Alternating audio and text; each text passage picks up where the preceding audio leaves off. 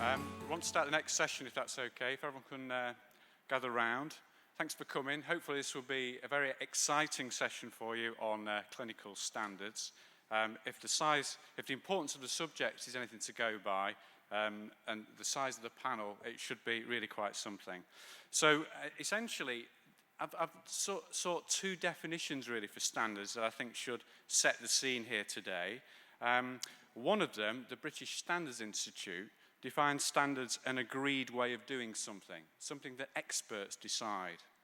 And the second one, from the Collins Dictionary, is a level of quality that is thought to be acceptable. So what I want us to do today is to think about the standards that we've got there clinically and kind of work out whether we're actually delivering them. And standards, of course, for me, do three things. So firstly, they kind of facilitate best practice. Then they kind of reduce unnecessary variation. And thirdly, they're a source of benchmarking. And there are lots of standards out there. The IOG, perhaps the most famous of them all, is now 15 years old. And there's others as well, such as 7-day standards. There's a multitude of standards out there in terms of operational delivery, education, research. But it leads really for me to think about a series of questions which I'm hoping the panel will be able to help us with today. Are the current standards being followed? Are they useful? What are their possible unintended consequences? And how can we encourage them to be adopted and used? We've got a great collection of experts here. As you can see, 6 on our panel. It's an enormous panel. They've been charged with being entertaining, provocative, and informative. And I'm sure they'll be able to do that for us. So the way we're going to work this session is the first 4 speakers are going to come one after the other. Then we'll take questions. And then the final bit, hopefully the pièce de la résistance, is we're going to have a short debate. And then there'll be some poll voting by yourself as to whether we think all standards should be set by BAUS. So I'm going to introduce the first 4 speakers en masse now, and then we'll get Simon up to the stage. So first one, we'll be talking about the variability of practice in the UK. Simon Harrison will be able to do that. Then we have a non-urologist, Roger Prudham, a Deputy Medical Director from the biggest trust in Manchester, talking about why we need standards. Noel Clark, who's been on the stage already today and is remaining on there, needs no introduction. He's going to talk about the problems that standards do create, the unintended consequences. And then Mike Zeiderman is going to tell us about the CQC and commissioning perspectives on standards. So without further ado, I'll introduce Simon Harrison. Thanks.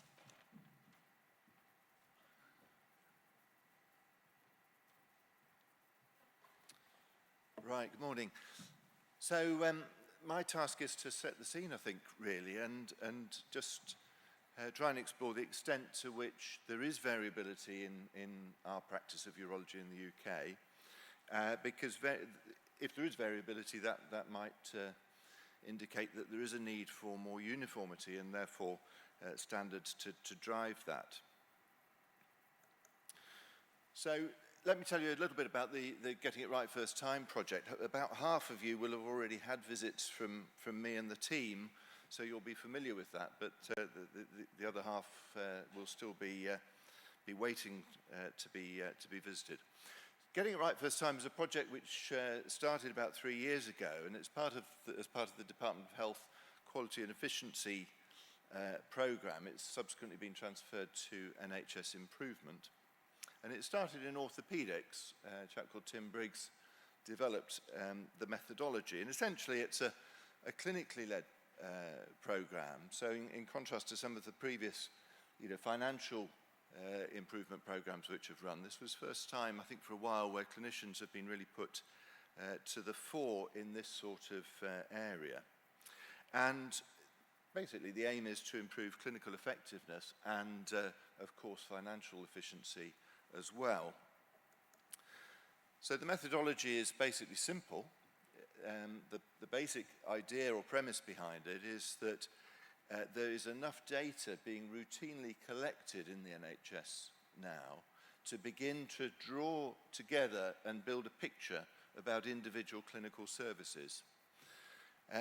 And we've been able to create a data pack in urology, which many of you will have seen for your own department, which contains an awful lot of metrics or statistics, and by comparing departments amongst themselves across England, and it doesn't apply in Scotland or Wales or Northern Ireland, but across England, we've been able to put individual departments on a scale, comparing them against the rest of the country. And I think that's given some very important insights to people. But of course, although you can demonstrate that there's a lot of variation in that way, what you can't do is explain why that variation exists. So the second part of the methodology is to have clinical meetings with myself and members of the Getting It Right First Time team, with senior clinicians, nursing specialist nurses, departmental managers, and hopefully trust executives, to try and understand why that variation exists, what is driving good practice, and what is creating apparent poor performance. So the first thing about variation is that, of course, you have to divide it into that which is appropriate and inevitable from circumstances and perhaps desirable, from that which is unwarranted and represents the fact that some is good, or some practice is good and some is less than good. So given the different baselines that departments are working from, and I'll talk about the circumstance of individual departments in a moment, there's going to be a lot of natural variation in what you're measuring. And the sorts of things that is driving variation, things like resource provision. So you can look at staffing numbers, you can look at facilities, you can look at equipment. The way people organise their services seems to be quite diverse across the country, with all sorts of different ways of approaching the same problem. Clinical practice varies a lot. People just seem to have different ideas about how you treat different conditions in a way which to me was a little bit unexpected. And there's variation in the things that you can measure in relation to outcomes. Often they're not the really important outcomes. We don't measure in this project incontinence after prostatectomy. I know Noel is doing that in another way. But the things like length of stay and mortality you can measure through national data. So as we travel around the country, if you look at the baseline that we're working from, urology looks completely different if you're in a geographically isolated place like, I don't know, Barnstable or Kings Lynn, from if you're in one of the big conurbations in the North, the Midlands, or in London. You just simply can't apply the same service model to those different areas.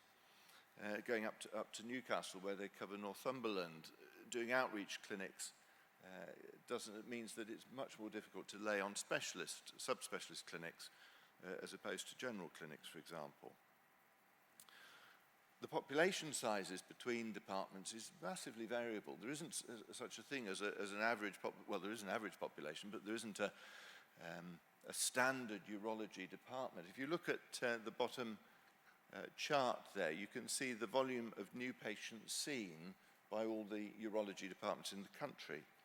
And you'll see that it's a slope, so that there isn't really just a sort of standard size. Everyone is different, varying from about 3,000 new patients, where that blue line is, up to 13,000, 15,000 at the top end. So departments vary hugely in size, and therefore the amount of subspecialization they can provide.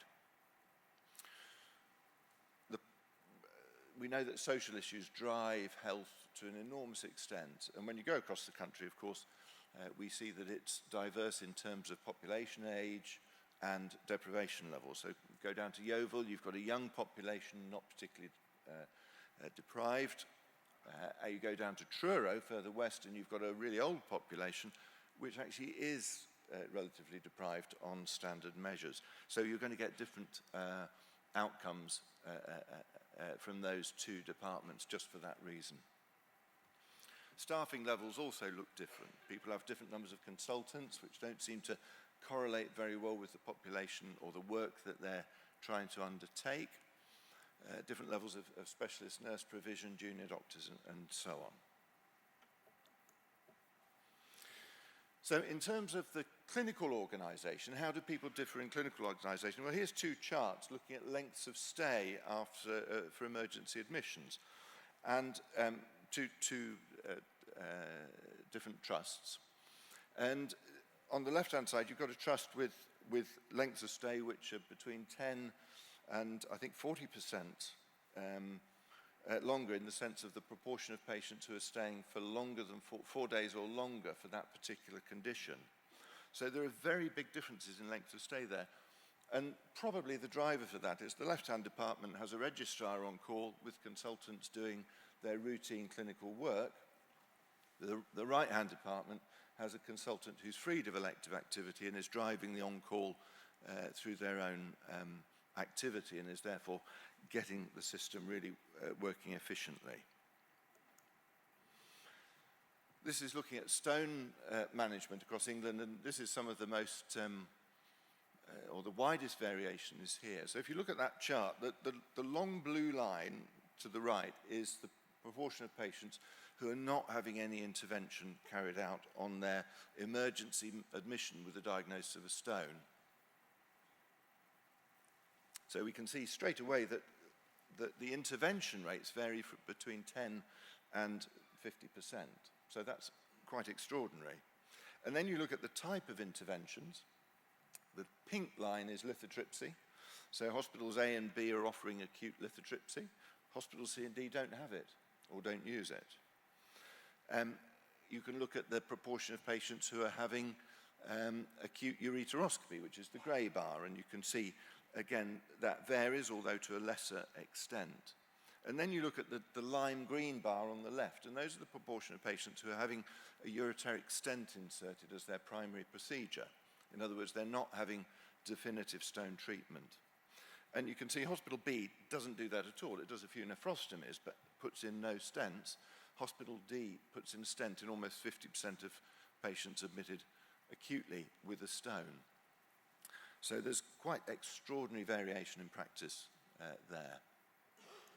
Some of that is driven by factors which are difficult to control. So for example, ureteroscopy, very often there's no plug for the laser in the acute theatre, or the general surgeons want to use the theatre, but there are ways around those things. So if we move on then to a very well-regulated area of our practice, the tightest controlled area of our practice, which is oncology, here's data from the BAUS database showing that of people, the proportion of patients undergoing radical prostatectomy with clinically staged T3 disease across the country is about 17%. But then we look at Hospital A here, where it's 7%, and Hospital B, where it's 44% of their cases are T3. And that indicates that those MDTs are looking at the world through completely different eyes. They're regarding this disease as something which doesn't match up. It's almost schizophrenic. And there's still quite marked variation, for example, in the proportion of patients being operated on with Gleason 6 or below, which is 20% in Hospital A and 5% in Hospital B. So even oncology with peer review and so on isn't delivering a standard uniform approach. And we see that with things like partial nephrectomy rates, which vary hugely, attitudes to lymph node dissection with cystectomy, reconstruction rates after cystectomy as well. And then looking at some outcomes, here we've got some scatter plots. On the left-hand side, there's readmissions within 30 days after cystectomy, and there we do see a level of uniformity. The large majority of trusts there are sort of within a band between about 15% readmissions and 30%. So there's actually not bad uniformity there. Admissions for a second admission within a year under a urologist, we're seeing more variation there, with a range between about 25% and 60% incorporating most trusts. But we go on to a lower volume procedure, PCNL here, and on the left we've got, the scale's a bit different actually, but there isn't, there's about that same 15% readmission variability there. But on the right hand side we've got 10 to 100% of patients, that range of patients being admitted as an emergency under the care of a urologist within a year of their PCNL. So there's something really quite extraordinary going on there, and the question is what, and what's inevitable and what's acceptable and what is actually reflective of things that could be done better. This is quite an interesting thing as well. This is litigation. So if we look at the exposure of individual urology departments to litigation, either through claims paid or potential claims, or the risk that the NHS litigation authority or NHS resolution has ascribed to that claim, and you divide it by the number of cases, the FCEs that department's doing, then you can see that the average cost of litigation across the country is £42 per FCE. But it's a little bit worrying that some trusts, and quite a big chunk of trusts, are well over double that. So one would probably want to know what's the reason for that, delve deeper. Is it just single really massive claims which have caught them out, or is there a systemic problem there which is generating a lot of noise? So this data is out there and needs to be looked at. So in conclusion then, the first thing to say is that variation is now out there. I think getting it right first time has really exposed the extent of variation in a new and very stark way. And it is of major interest, I think, to NHS policymakers, because it's seen as a potential big way of winning in terms of reducing some of the financial inefficiency which is out there, saving money on redoing hip replacements because of infection, for example. While data collection is showing that huge variation, the analysis of why that variation exists is absolutely in its infancy. So at the moment, the tool is us going around departments and talking to people about variation, and very often there's a narrative which goes with the variability so that you understand why those lengths of stay for acute care are longer. It's because there's no consultant actually on the shop floor driving the process. But in other areas, it's a lot more complicated, and there's a danger of moving to rather simplistic thinking about what's driving and creating variability. I think we need to be careful about which metrics we measure and what is worth measuring, and BAUS's review of its data collection, I think, is very timely in trying to work out what's really meaningful and what is actually really a bit of a waste of time. And finally, we need to determine the phrases, what good looks like. And in trying to decide what a good urology department looks like, we need to know what the staffing levels should be, what are the optimum ways of organising your outpatients, your day surgery, theatres and so on, acute care. We need to know what is a good clinical decision, what's good clinical decision making, and we need to know what good outcomes look like from that decision making. So it's across the board that we need to develop that picture of what ideal is. So the final slide, I guess, to set up the rest of the day is who's going to set the standards. And there's an awful lot of people jockeying for position here. So on the NHS improvement side there, getting it right first time has measured an awful lot of things, and people are picking up on those. The Model Hospital Project is trying to build a picture as to what good looks like in statistical terms, using various measures and statistics.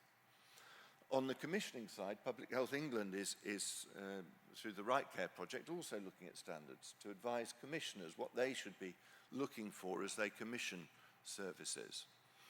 So I think as the professional organisation, we're going to have to be very nimble and quick-footed to make sure that the profession is engaged with all of this, because otherwise we're going to go down all sorts of wrong turns and diversions, whereas I think if we can get engaged in this agenda, be helpful, positive, and not too self-serving, then hopefully this will be a move for the greater good.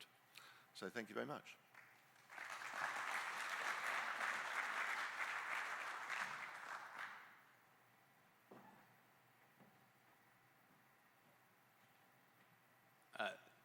Thank you.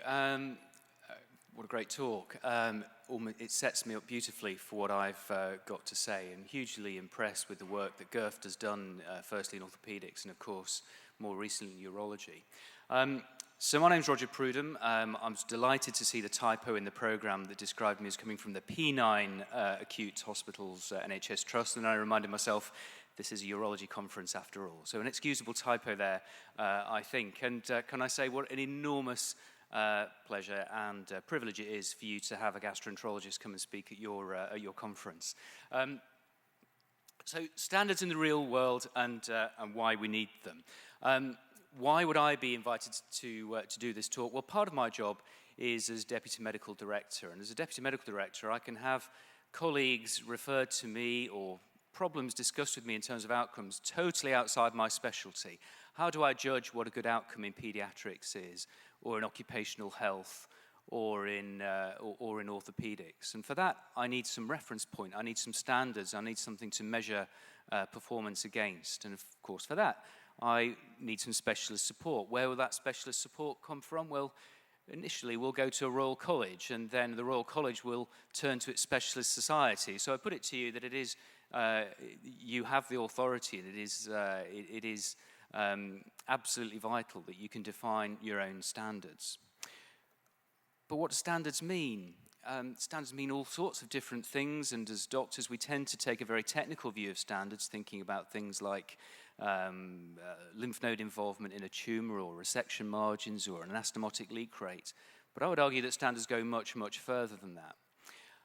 Some time ago, in involvement that I've got in a project in Manchester with the Cancer Vanguard, I asked a bunch of colleagues around the room who were cancer leads for their various trusts, what are your MDTs like in cancer? Are some of them wonderful, intercollegiate, well-organized, smooth-running machines focused entirely on patient outcomes, with everybody handing over jobs to everybody else, and if a colleague's away, nothing changes, everything acts very smoothly? Do some of your MDTs work like that? Oh, yes, they do.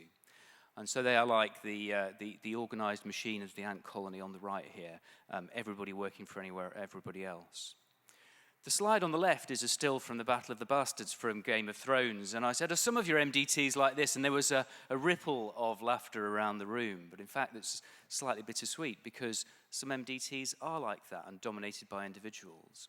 And the reason for that is we don't define standards of behavior, and we don't define a standard agenda for an MDT, with some exceptions, some notable exceptions. And that leads to variation in outcomes for patients, which is not acceptable. So my background is as an endoscopist, and in endoscopy in the UK, we've been on a tremendous journey over the last 20 years of absolutely transformative improvement. So if we refer back to a couple of audits were done in 1997, then repeated in 2003, when undertaking colonoscopy, which is the most life-changing, life-saving procedure we have in gastroenterology, and probably endoscopy overall, we had a 65% completion rate based on personal self-reporting via a postal questionnaire. Absolutely miserable performance, and the butt of jokes around the world in terms of endoscopy, UK endoscopy. However, in 2007, we launched the NHS bowel cancer screening program, where we pull people off the street with no symptoms at all and subject them to a life-threatening procedure. And to engineer the improvement necessary to deliver that service, we had to have very, very rapid service improvement.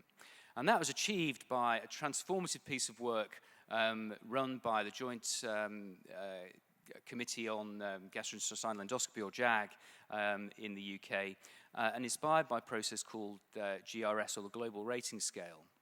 And the Global Rating Scale sought to define standards across an endoscopy service from beginning to end, starting with organisation and vision for the service and going right through to education, workforce, including metrics like PDR completion for the endoscopy nurses, for example, and everything in between. And it's an online questionnaire that is filled in and then is validated by a series of external visits, much like QA. And so this is a still from the website. And this is just one slide of around about 48 different pages where you may have to input various bits of information to achieve certain levels. And included in that, crucially, is a knowledge sharing system as well. So a best practice, you can upload a good policy, a good guideline, or a good operational delivery plan for your service. And that system helped drive dramatic improvement. such that 65% completion rate for colonoscopy is now pretty much standard at 90 to 95%, and within the screening program is over 95%. In fact, we don't even use that metric anymore. It's just a given. We're now focusing on the adenoma detection rate, the ability of colonoscopy to find small polyps. So what the team at, who engineered this at JAG wanted to do was to try and apply this to other services and develop a system of measuring and describing clinical services which could be universally applicable. And over a number of years, they've been working with the British Standards Institute, and as Dave's already mentioned, the British Standards Institute develops standards and sells them around the world. It's a commercial entity that sells British standards internationally. Their mission statement is to equip businesses with the necessary solutions to turn standards of best practice into habits of excellence. And I would argue that is the challenge that we've got in medicine to reduce variation and improve outcomes. And the BSI produce what are called publicly available specifications. So these are documents that standardize elements of a service or a product or a process.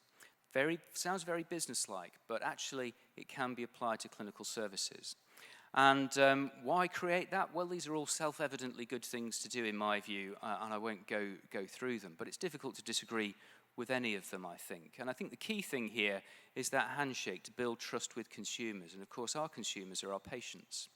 And so what the intercollegiate body called the CSAA, a clinical services accreditation group, have sought to do is co-produce a system of clinical service accreditation with patients. And that's what's impressed the BSI so much about this, so that they have agreed to endorse it and market it. And the PSA 1616 covers these domains here: clinical service planning and clinical service definition, leadership, strategy and management, person-centered treatment and care, risk and safety, clinical effectiveness, and staffing, improvement and educating the future workforce. So clinical effectiveness, that we are most familiar with and most comfortable with as clinicians, is just one element of this overall. And within all of these clauses, there are sub-clauses. So it may include, for example, a horizon scanning function in terms of looking at new technologies and new innovations for improvement, innovation and transformation.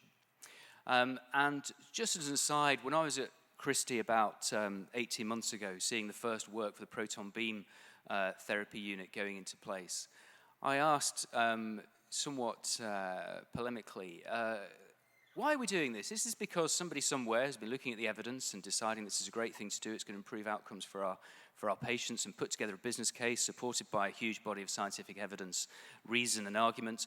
Or is it a reaction to the Southampton child who was taken to Prague, and then we sent the police out to bring them back, or whatever it was? Is it just a political reaction to that? And the answer, unfortunately, was the latter. And I think it's a great shame that we organise our services in this haphazard, reactive kind of way. And I really think it is incumbent on all of us to proactively plan our services and develop our services in line with innovation as it comes along. So why do we need these standards? So my closing argument, reduce variation. And I'll just refer to a bit of my own experience as a gastroenterologist in the Pennine hospitals in Manchester. So around about 9-10 years ago, I started off as a clinical director in gastroenterology. And when I began in gastroenterology, we had 17 different forms of bowel preparation that our clerks had to use to allow for the various proclivities of our endoscopists. And we just narrowed that down to one. We just decided there'd be one best way of doing things, and that's the way it should be. Recently, I was wandering around theatres, and I somewhat provocatively said to our theatre staff, "How do I know you're any good?" And they said, "Well, we're good because we're good. Well, you're jolly nice people. You're all, great folk. But actually, how do I know that your instruments are as sterile as they need to be? How do I know that your packs are as complete as they need to be? How do I know that your processes are assured?" And it struck me there is no accreditation process for theatres in the UK. And I just stopped for a moment and I thought, that's a shocking thought. I can go to a backstreet takeaway in Bolton at an unearthly hour in the morning, and as I wander in bleary-eyed, I can see whether or not that establishment has a certificate for hygiene. But as I'm going into a theatre, for a life-threatening procedure, I have no idea whether that theatre's any good or not, and neither does anybody else. And so I would argue we absolutely need to get into the game in terms of assurance accreditation. And without standards, without a baseline to define, we can't have any improvement. And as we look around us today in this part of Glasgow and consider what it was like 30, 40 years ago, there has been continuous and inexorable improvement in the environment here. And that is the expectation that we live with as clinicians. That's the expectation our patients have. So I would argue the question is not why we need standards. The question is how we develop them, who has the authority to develop them, how do we assure them, how do we measure them, and then how do we use them in order to drive improvement. Thank you very much.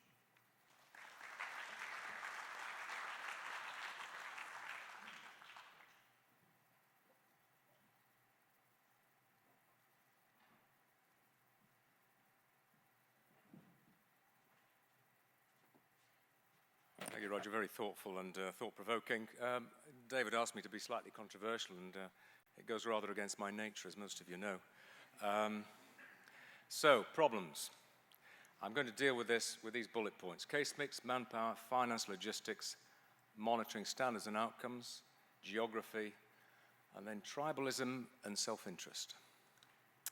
IOG guidance. I was one of the 2 urologists in 2002. David Neal was the other. For IOG. When we wrote this, some of it was pulled out of the air, and as much as we could came on the basis of evidence. And there's one problem that you will have when you're involved in IOG guidance, and that is you lose a lot of friends. You're going to ruin my unit. Boneheaded comments like, I can do a penectomy as well as anyone. And the more common one, I'm really worried about you. I see you as very dangerous. And this is the kind of phone call that comes in on a Sunday evening, usually when somebody's had a bit too many drinks. So, let's go back to 1817. The principles of political economy and taxation, the Ricardo Theory. If a foreign country can supply us with a commodity cheaper than we ourselves can make it, better buy it of them with some part of produce of our own. In other words, do what you do well and let others get on with the stuff that you don't do well. This has been revisited. This is worth a read. I'd advise you to do it. Ricardo's Theory of Comparative Advantage, Old Idea, New Evidence, and David Donaldson, one of the co-authors, has just been nominated for a Nobel Prize for this piece of work. It says that both parties can benefit from trade, even if one party is better than another, producing everything. And if you think about the principles behind this, well, you can apply this to what we do. So this is cystectomy. This is where we were. In 1998 to 99, you can see a 7% mortality. That's at 30 days. Much higher at 90 days. And you can see how it drops, but even in 2003, this is when IOG was starting to kick in, it was still 5.4%. And John McCabe, who did this work that's been recapitulated around the world, is that volume is associated with better outcomes. So the higher volume surgeons have got a much lower mortality. This is a no-brainer. And this paper published this year in the British Journal of Urology by the Birmingham team, led by Prashant Patel, shows very clearly how this can work. This is Ricardo Theory. 15,000 cystectomies, 2003 to 2004, 13 to 14. And a major improvement, a centralization, a reduction in mortality. And if you read this figure, each single extra case at high volume surgery centers reduced the odds of death at 30 days by 1.5%. So we've done this, we've centralized cystectomy, we're as good as anywhere in the world, but it does bring problems. Case mix, manpower, finance, and logistics. So let's look at rationalizing nephrectomy. We deliberately left this out in 2002 because we felt it was a key component of urological practice. We were wrong. Now, this is a fuzzy slide, and deliberately so. So this is Greater Manchester, Royal Marsden Partnership, North and South London, for each individual hospital trust, looking at nephrectomy mortality in relation to incidence. And what you can see very clearly from the red bars, there are absolute outliers where the mortality is much, much higher in relation to incidence. If you then look at the BAUS nephrectomy audit from 2014, you can see that there are issues. So if you look at this upper one, which is the number of records, and you look at this one, which looks at the procedure code. Well, the first thing to say is that there's a wide variation in the number of cases done. The second thing you can see in the orange here is non-cancer nephrectomy, which is relatively uncommon. And if you look at the bottom here, you can see that if you look at radicals, partials, simple, nephrectomy, and so on, if you're in a low-volume unit, you aren't actually getting the sort of spectrum of care that you should be getting in a high-volume unit. Right, so we should centralize that, shouldn't we? Well, of course, that brings problems, because you have then to take all of these cases and shove them into these hospitals, which may not necessarily be able to cope. So if you look at the figures for accommodating centralization, this is cancelled operations, number of last-minute elective operations cancelled for non-clinical reasons.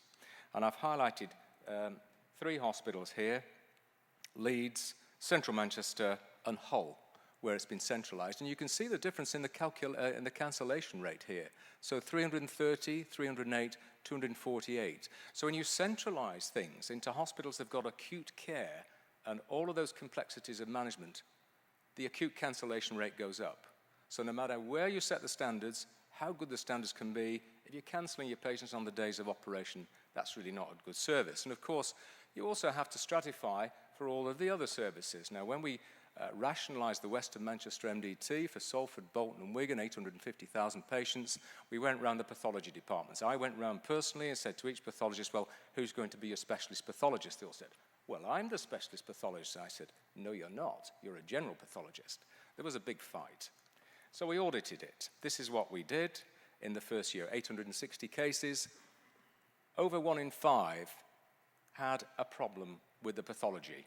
In prostate, 90 cases, 67 upgraded, 15 downgraded. In bladder, 30 cases, 18 upstage, 12 downstage. That's the difference between keeping your bladder and having a cystectomy. The difference between going on to surveillance or having a radical prostatectomy. So this is not a small problem. And when we looked at this across the patch in subspecialized areas for pathology, we published this in 2015, based on all the Northwest penile cancer, there were major inaccuracies in the assessment of penile cancer. Again, the difference between having a penectomy and not. These are not small things. So how are we going to monitor standards? Well, Roger and Simon have talked about this. We've got the National Prostate Cancer Audit and the BAUS Audit, which I've already mentioned. But let's think about things around the margin. Promise, MR scanning. Everybody has to have an MR scan. Well, 2 years ago in London, within a radius of about 4 miles, there were 4 major departments, one of which was UCL, all of which were using different standards for MR scanning. Different scanners, different protocols, different interpretation, different scoring. We make our decisions based on this. So it's not just surgery. So when this is highlighted, I'm pleased to say that Caroline Moore and Anwar Padani and co have got together to try to standardize the reporting and use of MR scanning, much in the same way that we need to standardize our pathology. Simon mentioned geography. Well, you think about England, it's not a big country really, but of course we have differences of population density and we have different countries. So you take the dense population in the north, you've got London, you have to think about what happens in Cornwall, you have to think about what happens in the Lake District in Northumberland and what happens in East Anglia, because these have got very different problems and patients have to travel. And there isn't the degree of medical density there that allows subspecialization. And then you've got the different rules of different countries, Wales and Scotland.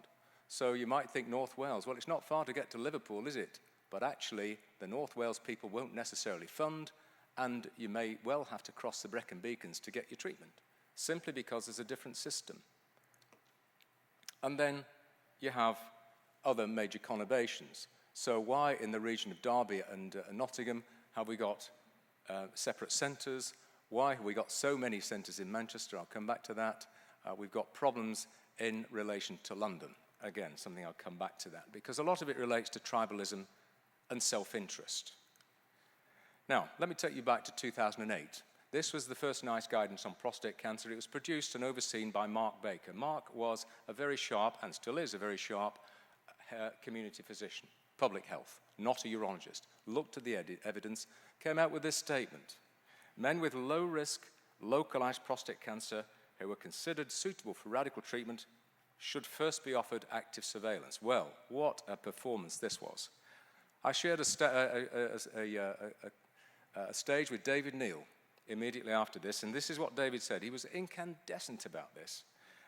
Prescriptive, weak evidence, creating certainty out of ignorance, muddled. GMC insists that doctors tell patients about all appropriate choices. Nothing is more frightful than ignorance in action. This is one of our leaders. What has happened?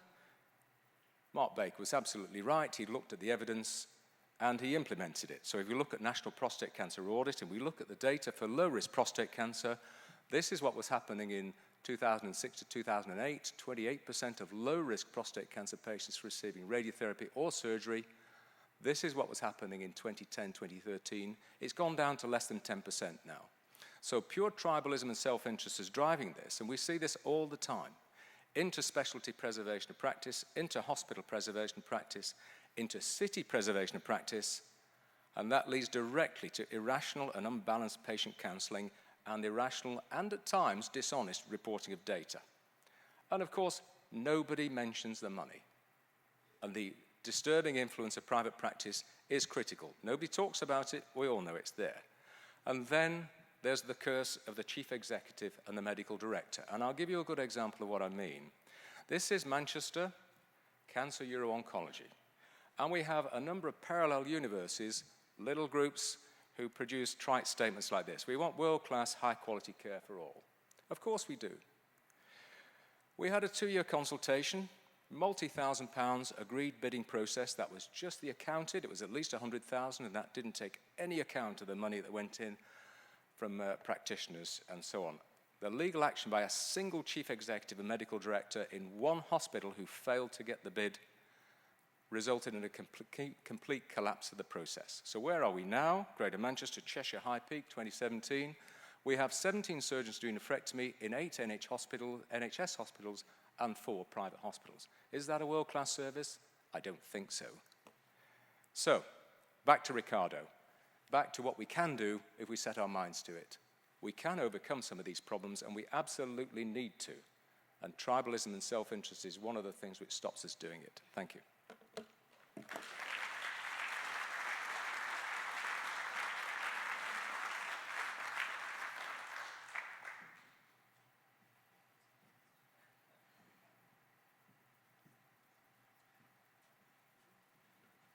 Thank you very much. Follow that, really.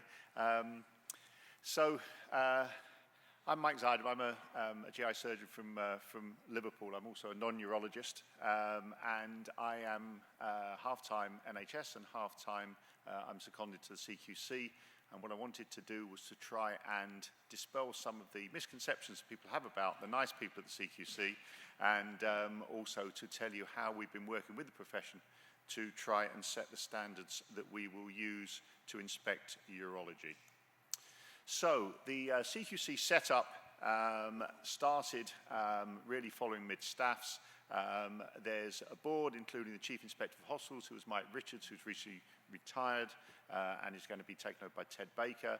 They set up 4 deputy chief inspectors, and then they had inspection teams, which were of people who might be nurses, microbiology people, laboratory people, lots of civil servants, no doctors.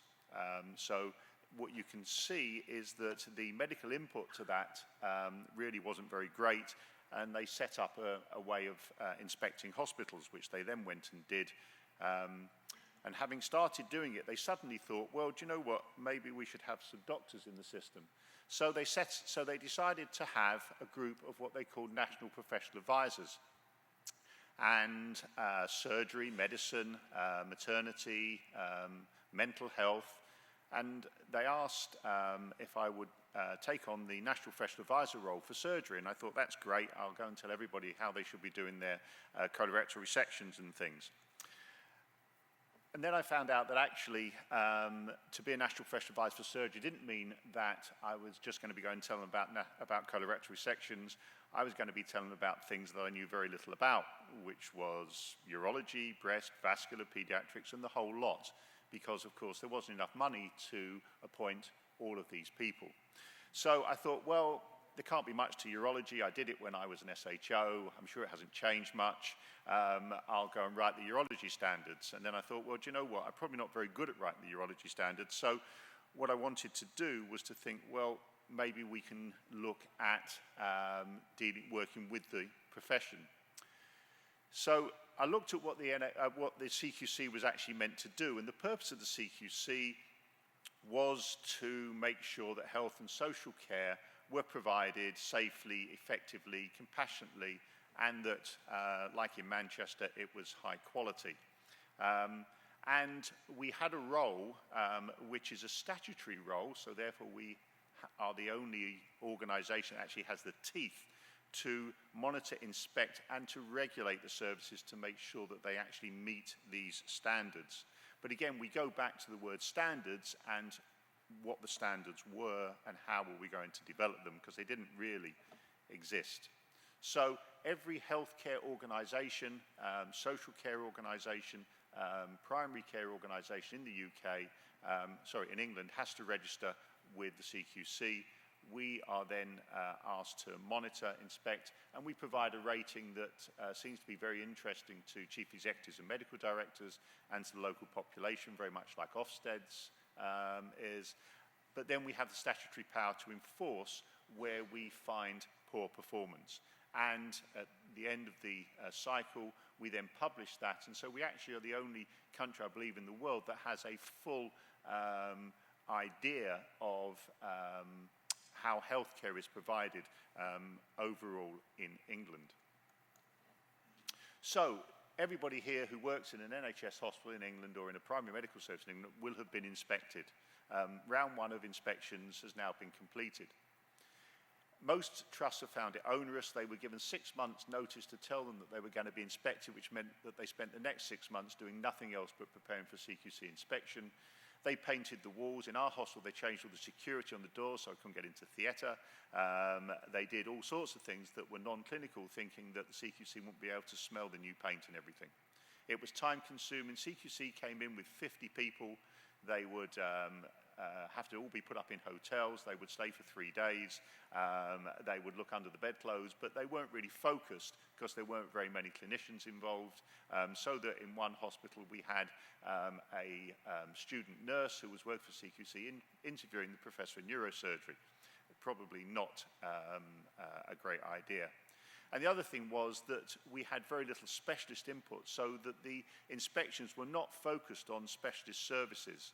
It's probably taken me 12 months of hard work to try and get our civil servants away from the idea of general surgery. Urology is not general surgery. Colorectal is not general surgery. General surgery does not really exist. So we're now looking at round two. And you heard from Simon before about GIRFT, and what we now have done is we have got rid of all of our CQC inspectors who are retired. We have got rid of the majority of them who are non-clinical, and we are now going to be much more intelligence-led and focused on the specialist services that are provided in every NHS trust. The other thing is that the problems that we've identified, many of them relate to poor management. So the new CQC inspections are going to focus on what we call well-led, and I will tell you what that means later on. So they're going to be yearly inspections of well-led. And using the intelligence, we will look at trusts and we will only inspect those specialities where we think there's a problem. So we will not come in and do as many comprehensive inspections. There will be very few comprehensive inspections unless we think that trusts are failing. And the other thing is that they will almost invariably be unannounced. So trusts will not have 6 months doing nothing else. They will be unannounced visits. CQC inspectors will turn up and say, today we are coming to inspect pediatrics, or we're coming to inspect urology. But every trust will know that their management will be inspected every year. You've heard about GIRFT this morning, and what we're trying to do is to go with what we call a shared view of quality. So what trusts do not want is to have GIRFT asking them for data. NHSI asking them for data, CQC asking them for data. What we're trying to do is to put all of that data in one place, and you'll have seen something called model hospital. So all of the data will go into what should be a model hospital environment, and then it will be accessed by CQC, NHSI, NHS England, GIRFT, and HQIP. So that we will have one data source which everyone will populate. So this is going to be the setup which the new inspections will involve. Well-led plus one other speciality every year. And we will have what we call continuous intelligent monitoring. So we will monitor the services.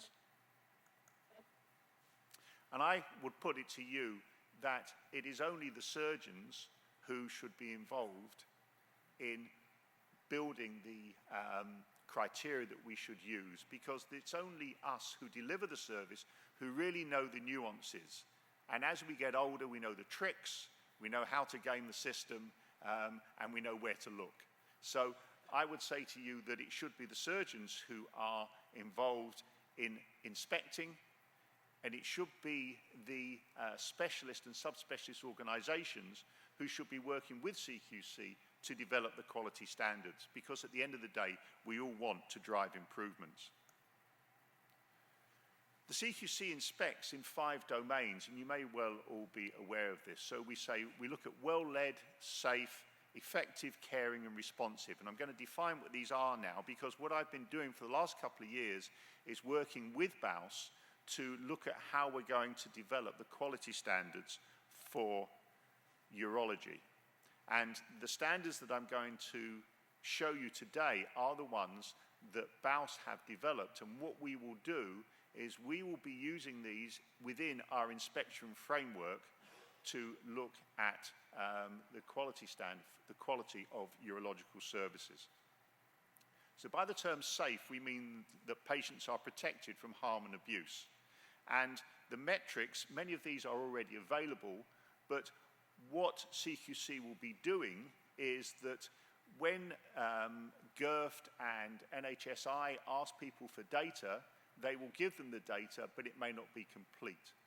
The one advantage that CQC has is it can go into a trust and say, we want the data, we know there are gaps, you will complete it. And so we can actually make sure that the databases that you derive your data from, the National Prostate Cancer Audit and things like that, are complete, because if your database is only 90% complete, it's basically worthless. So we can make sure that the data that you have is complete. So we're going to be looking at evidence from the national databases of outlier volumes, length of stay. We'll look at risk registers. We'll look at readmission rates. And what we will ask your council to do is to tell us what they think is an acceptable readmission rate that we will inspect against. So if you say that 5% of all your cystectomies will be readmitted and that's acceptable, then we will inspect and say that is the quality standard. And so there is still dialogue to be had to develop this, but you can see the direction that this is going. When we look at the term effective, we're looking at timely patient care, treatment, supporting good outcomes, and is based on best available evidence. There's a lot of stuff already available, compliance with the 18-week pathway, 31 62-day targets, how much activity should be as day cases, and your audit outcomes. We would expect, if you are doing prostate cancer, that you will put your data into the National Prostate Cancer Audit. If you don't, then you will have to explain why. This is not an individual consultant, but this is a unit. And we've been working with JAG, and we've been working with the National Joint Registry and the National Bowel Cancer Screening, the National Bowel Cancer Outcomes. And we find that with National Bowel Cancer, there are 10 units around the country who do bowel cancer surgery, they don't submit their data. Well, I'm sorry, but that is no longer acceptable, and you will submit the data, or we will take enforcement action to make sure you do. So opting out of these things is no longer going to be an option. We will expect you to align with national and international protocols for the management of patients with urosepsis or with ureteric colic. Are services organised so that they meet patient needs?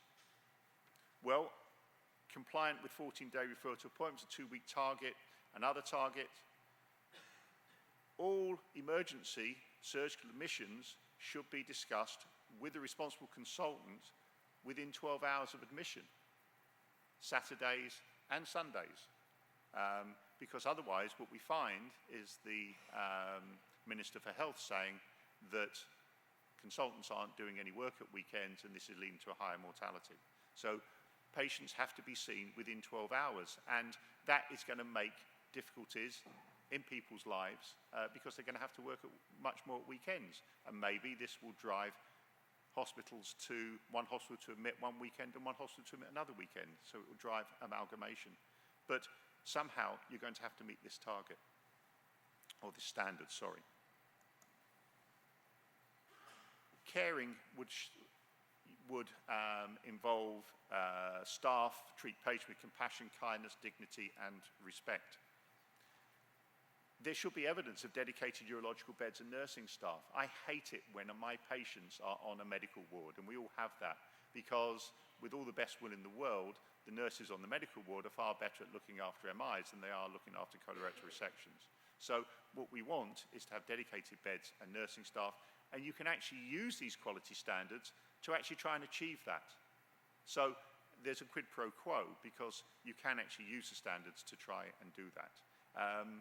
And the other things you can read there. But it's well led, where I think a lot of us feel that we are let down as clinicians.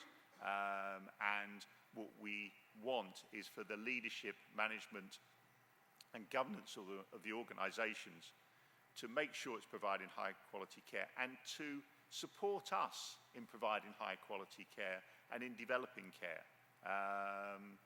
So we have to take part in appraisal, we have to be up to date with mandatory training, but we also want support when we want to innovate and to incorporate new technology and to look at new treatments. And if that's the best treatment which is available, then we want support to develop it. So again, we have a quid pro quo as to how we can use the CQC standards to drive improvement. So, round 2, which is coming at the latter half of this year, is going to be based on better intelligence. We've all got to work smarter. The way it's been done before is too expensive, it's too labour intensive. We're going to have a shared view of quality such that the burden on providers keeping on providing the same information to everybody is reduced. The quality standards are going to be laid down by the subspeciality organisations fitting in within the CQC domains, so we'll be working together to ensure the standards are met. Inspections will be targeted and unannounced, and what I want are surgical inspectors for surgical specialities. So there is no use having an orthopaedic surgeon coming to inspect urology. We want urologists to inspect urology. This was a picture Kieran gave me about his days at school. This is his headmaster with a big stick. We have a big stick, which we really don't want to use, but we have it if we need it. Ants seem to be very popular today.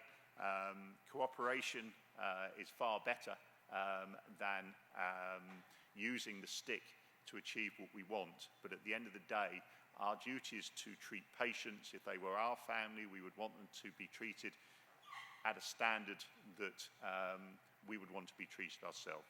So I hope that you see this as a way where we can work together to improve the quality standards in the care that we're going to deliver. So thank you very much, and I look forward to receiving some challenges. Thank you.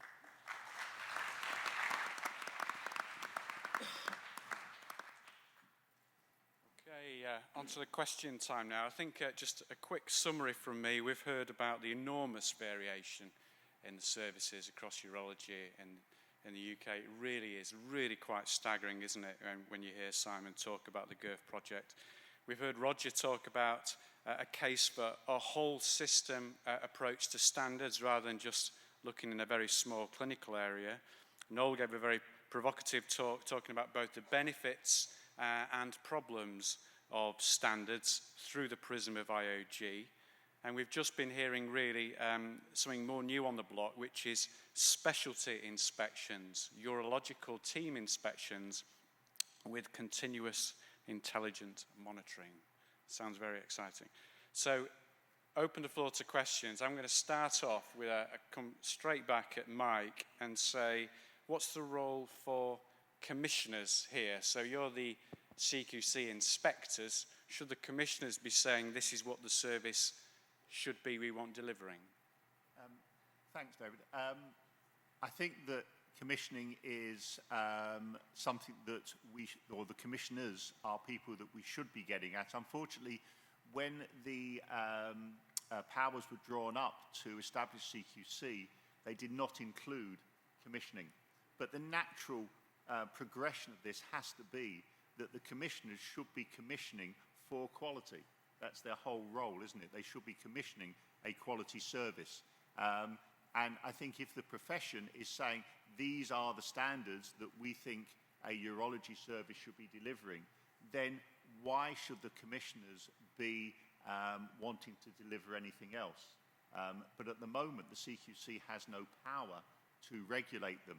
I did suggest to Mike Richards a few months ago that we maybe have a word with the commissioners, and I could see him go pale.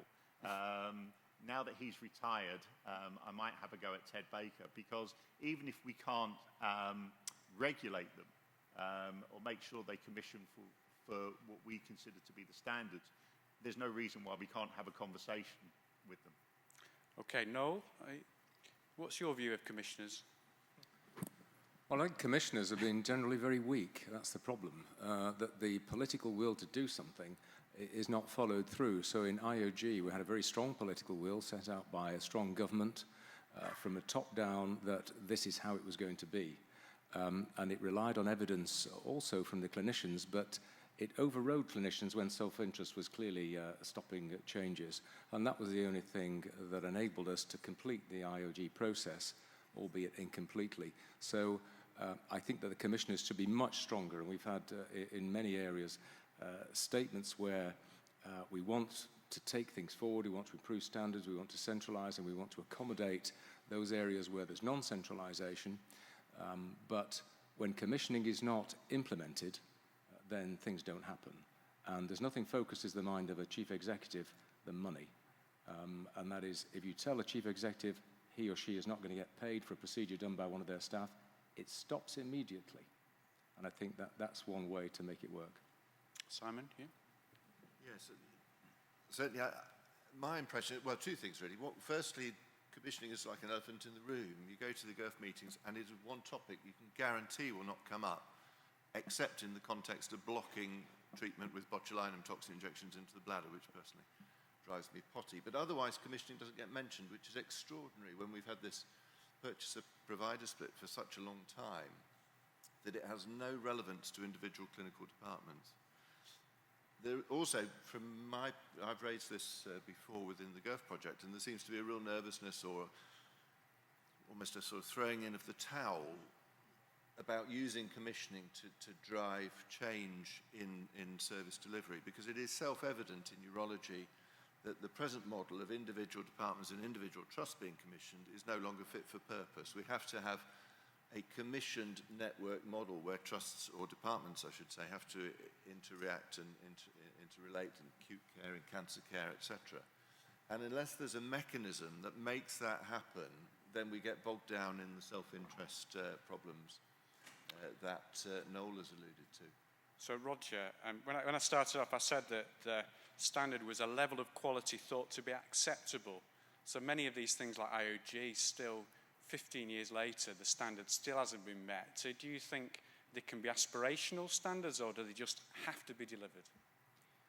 I think we have to insist that they're delivered, and I think we need an honest and open debate involving all parties, particularly patients. For me, the top quality standard would be open published evidence that is shared with patients, service users and people affected by the service, and improved by them as well as by clinicians. And that for me would be the top quality metric. And I don't think anywhere in the service we reach that level yet. That's where we should aspire. I was very interested to listen to the commissioning debate just now. I don't know if anyone here has ever been in a contract meeting with commissioners, but I have. And firstly, they were absolutely staggered that there was a clinician there.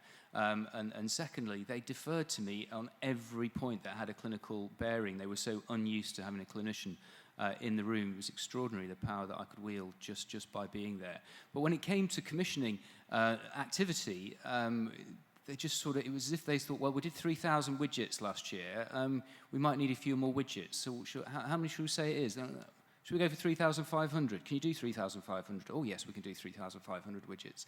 And there was no debate or measurement about whether we needed them or what they were achieving or not. So I think commissioning's really failed. And it's failed because I don't think anybody really thought it through at the beginning. And I don't think commissioners know, by and large, how to commission and were trained and taught how to commission to begin with. So I have a great deal of sympathy with them, but I think we all need to get involved. And when you do, you can achieve things. I have done that, but it is labour intensive.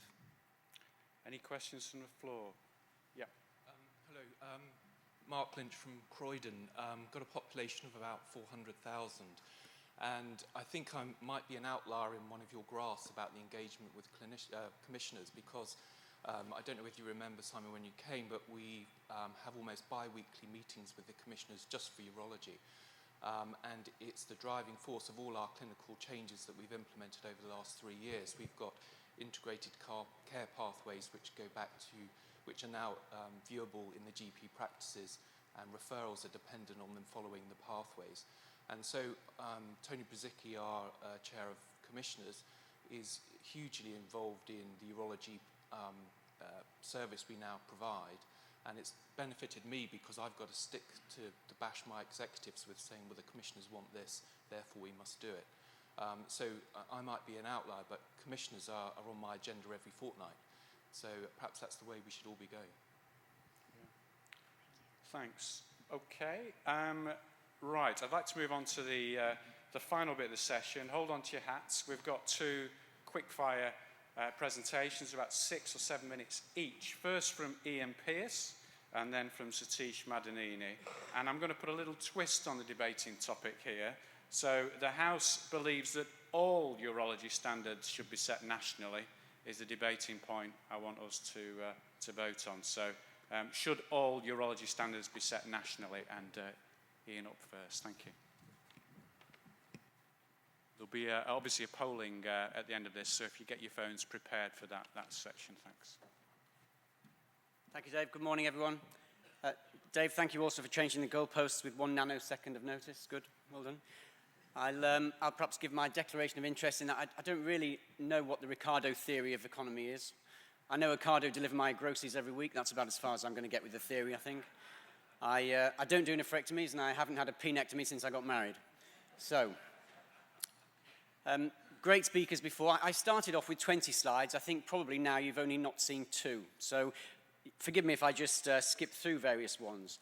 When Dave asked me to debate that the urological standards should be set nationally, I thought, well, if I hadn't yet gone through puberty, I'd probably call this a no-brainer. That's what all the kids are talking about these days.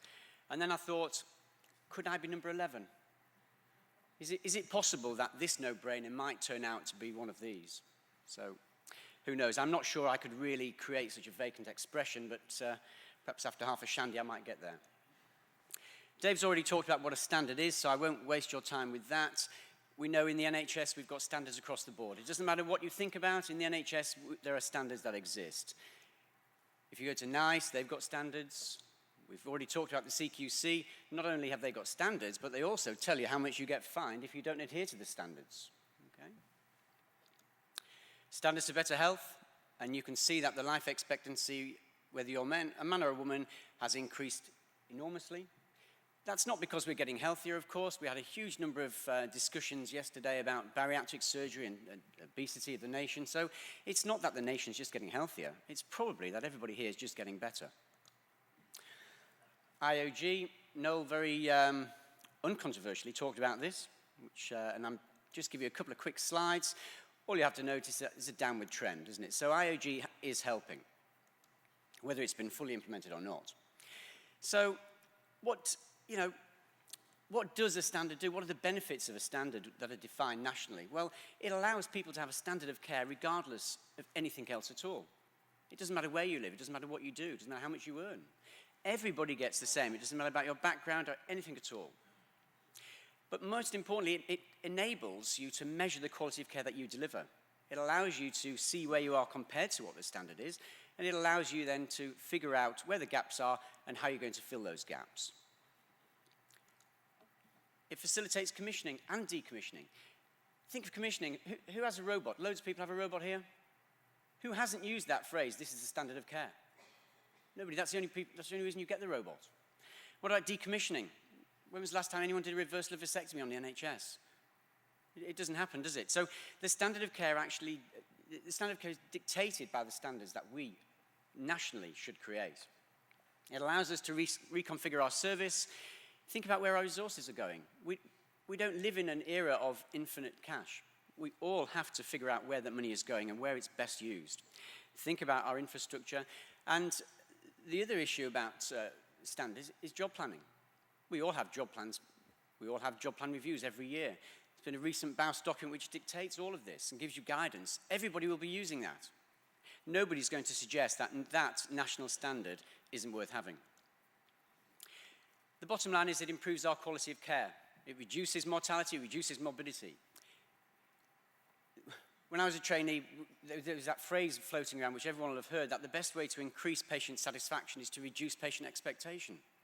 But actually what we're doing with national standard is do it the other way around. We're increasing patient satisfaction by increasing the care we deliver, increasing the quality of care. Job satisfaction. Everybody here wants to go away thinking they've had job satisfaction. Where's the satisfaction in doing an open prostatectomy here, where 2 miles down the road somebody's getting a robotic prostatectomy? No, that doesn't sit easy with anyone, does it? We have to have those national standards. Everybody in this room is a taxpayer, to an extent. And we all need to know that the money we pay in tax is being used effectively. Nobody wants to see it wasted away. We all remember when Gordon Brown sold off all the gold. Do you remember that? Nobody wants to see that again. So really, nationally set standards are an assurance to the population, everybody who lives in the UK, that their medical care will be of a defined and confirmed, universally high standard, regardless of when they access or where they access their healthcare. And that's what we're striving for with national guidelines and national standards. Essentially then, it is the best possible scenario. Everybody wins. We talk about alternatives, but is there an alternative? Could we not, if we say all standards should be set nationally, why don't we go the extra way, an extra mile? Should they all be set European-wide or even on a worldwide basis? But actually, that's just completely impossible to an extent. The amount of money spent on healthcare varies enormously around the world. If you look at the poorest countries, they may spend $25 American per person per year on healthcare. In America, it's nearly $10,000. How can you therefore create standards across such a massive range? It would be totally impractical. Even if you think of the GDP, America spends about 17% of theirs on health. Brunei only spends 2%. None of us here would suggest that 2% of Brunei's GDP is a small amount of money. What about going more locally then? If we don't have national standards, do we have local standards? Do we have per county or per country? Could we have a standard for Scotland and a different standard for England or for Wales? Should we just look if you're in Birmingham or in London? The country, the UK, isn't that dissimilar across all of the nations and across all of the regions. We are probably unique in that we can create national standards that everybody will be able to aspire and achieve. And I completely agree with the earlier comments that they can't be just aspirational. We have to ensure that we achieve them. So, in essence, there is no alternative, no. And actually, although Dave changed the debate, I think it ought to be this. This House can only believe that all urological standards should be set nationally. I don't really honestly think anybody could realistically imagine that there is another way. Dave asked me to be slightly controversial. It's difficult, isn't it? Because the boundaries of controversy have changed recently, haven't they? So actually, it's incredibly hard to be controversial in a world where controversy is everywhere. These are just quick snapshots from the last 24 hours when Donald Trump realized, or somebody suggested, that urological standards shouldn't be set nationally. And that's that sort of top right picture over there. He and his comb over were completely blown away. And then when he became a bit more rational, he started to fall in love with the idea, blow it kisses, and, well, we all know how the story ends, don't we? So, in conclusion, ladies and gentlemen, I'd like to propose that all urological standards should be set nationally. And by nationally, I mean the UK. Thank you very much.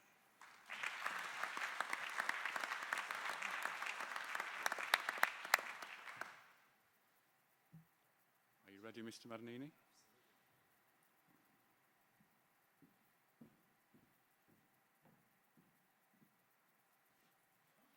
So, this is going to be an amusing 7 minutes. How on earth do you possibly follow Ian Pearce after that? Well, Dave, again, I'd like to echo what Ian said. I'd like to thank you for changing the topic for discussion with about 30 seconds notice.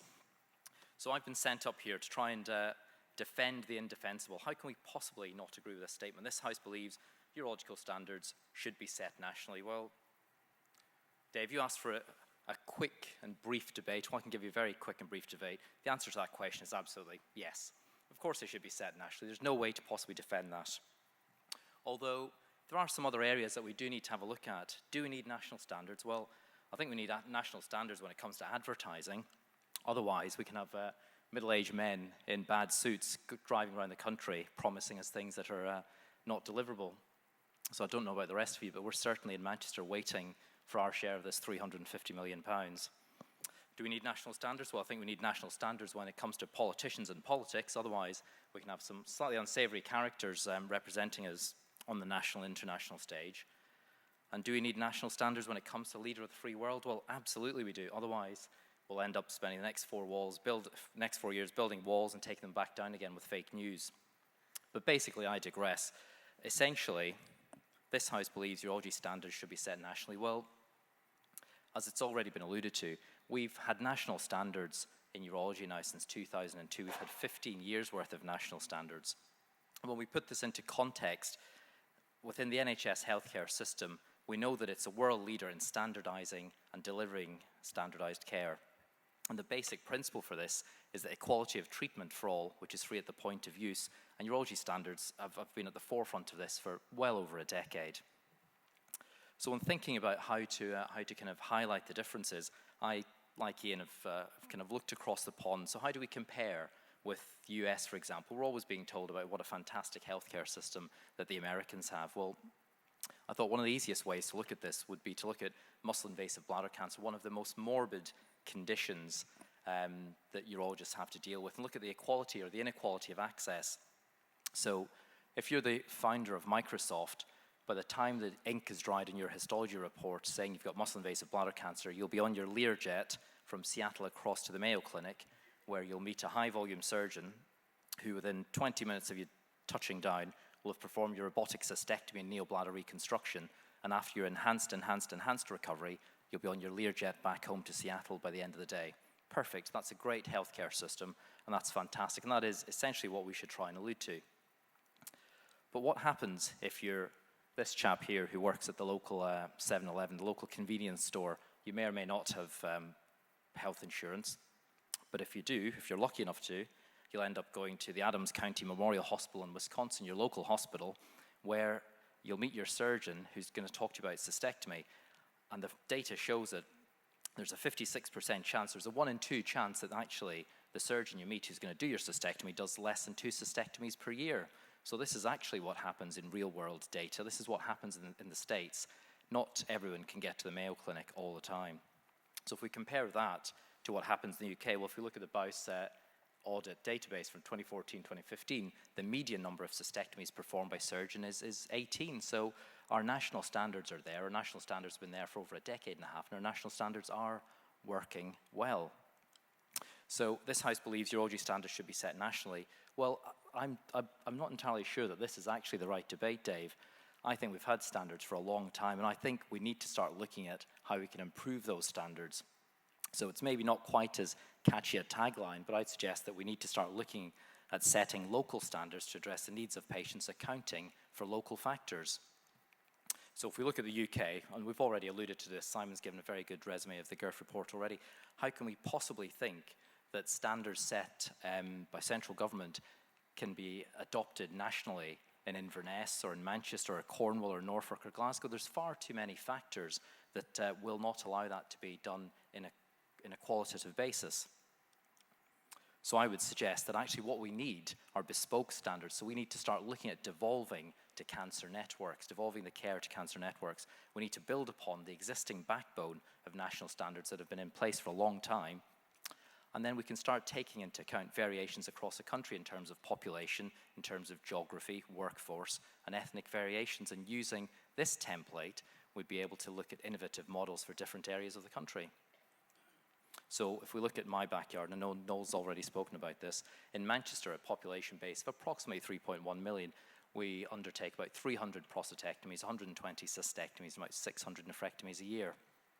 So this city could be configured into 1, 2, or 3 cancer centres, but I don't think that standard needs to come from central government. I think what we need are bespoke solutions dependent on local factors. So again, geography, the socioeconomic demographics of the city, transport links, etc.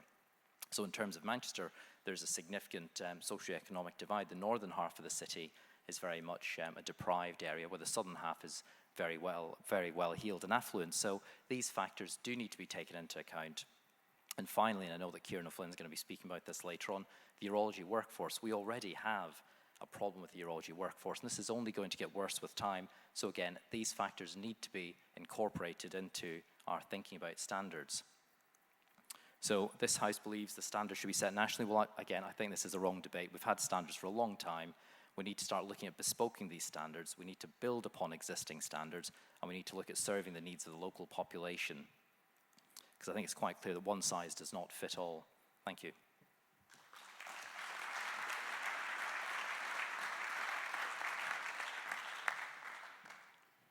Okay, have you all got your phones ready? So that was why I changed the title, so it was all urology standards should be set nationally. So let's try and make it a bit more of a fair result. So you've all got your phones out, have you? Excellent. So here's a question. Should all urology standards be set nationally? And if you think Ian's right, the answer is yes. Everything should be national. And then Kieran's got a big problem. And if the answer is no, maybe you can build on national standards, but have some local interpretation. So local standards, go for Satish. So I want you to start voting now, please.